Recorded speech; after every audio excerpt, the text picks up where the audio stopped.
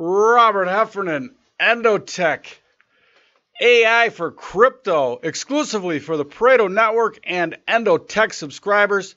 This is Blockchain Vitals. It's our daily show talking cryptocurrencies, things in crypto land, currently melting down. But all is not lost yet. All is not lost yet. I will talk about my thoughts in the vitals on exactly where, for sure, I am punting. I moved around some of my cryptos, but I am still in this market as of right now, as we speak. And, you know, it's going to take, well, I know exactly where I'm wrong on this one. I know exactly where I'm wrong, and I'm going to share that information in the vitals portion of the show. But first, we're going to do the rounds. Doing the rounds. We do it every day, talking what's in crypto news, crypto land, and we get that from our Endotech homepage. Come on now. Anyway, right there in the market sentiment section of the Endotech homepage. And there's a story there today talking about are you safer or is it better to be in these other coins like Monero, privacy coins, I guess you could call them. Is that better than being in Bitcoin? And, you know, we're going to jump to another segment called Go to the Chart, because I'm not so sure whether you're better or not having the privacy aspect of those coins. I'll tell you for sure, though, the price discovery in Monero in particular is very suspect from my point of view. I've been around trading for a long, long time, and I've seen market activity that looks suspicious at best and criminal at worst. And that's what we've seen now in Monero. You know what? Let's do the segment, Lo. Let's go to the chart. Going to the chart, a little segment we do when there's something that jumps out at me on the chart to maybe we can do a little earning here, learning and earning all at the same time here. And I'm off to the side because I'm going to bring up the Monero chart. This is the daily, and this big spike just to my right was from June the 23rd. And in a 1 minute bracket, all right, you talk about the worst order filler I've ever seen in my life on the trading floor. Could not demolish a market like that in 1 minute.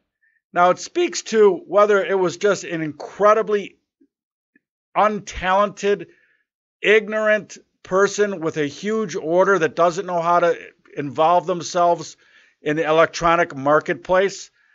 So, you know, that points to incredible ineptness on one hand.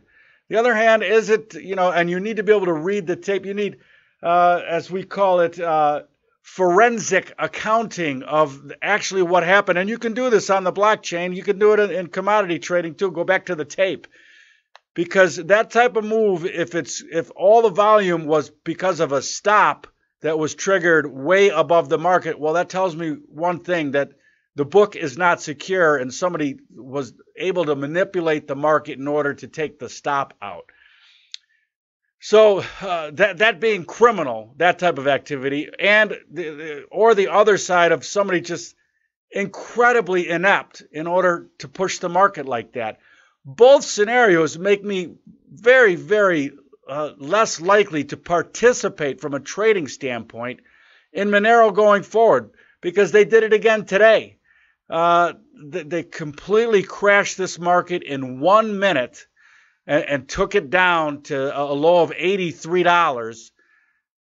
It's completely demolishing the market. Now, again, forensically, is this a criminal activity? Was there some sort of stops underneath $90 and the book was thin and they were able to push it and grab the stops and then rally it right back in 1 minute?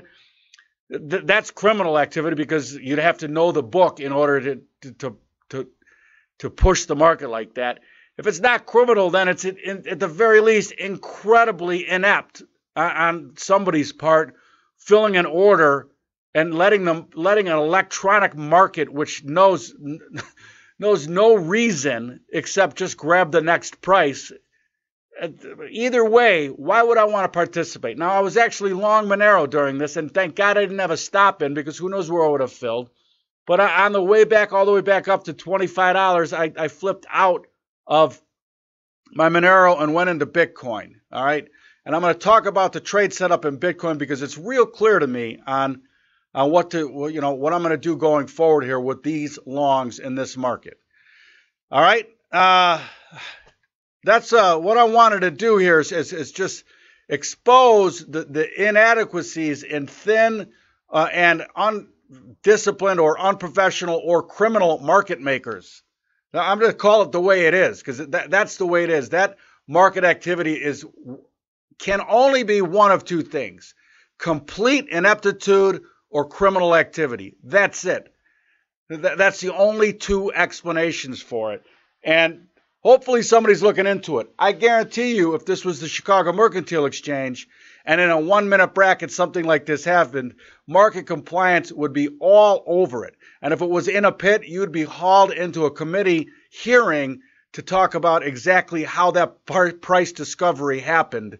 Because believe me, if you were, short Monero and stopped out at 160 to find it right back a minute later where you were shorted from, or if you were long and stopped out below $90 and find it back at 120 1 minute later, your head is spinning and you're seething at the fact that you feel like you were at the train station at 1 in the morning and just got held up.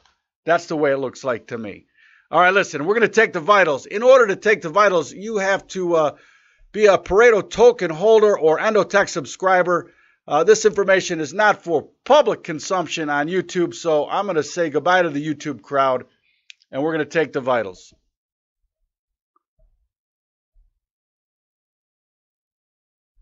And a little pause.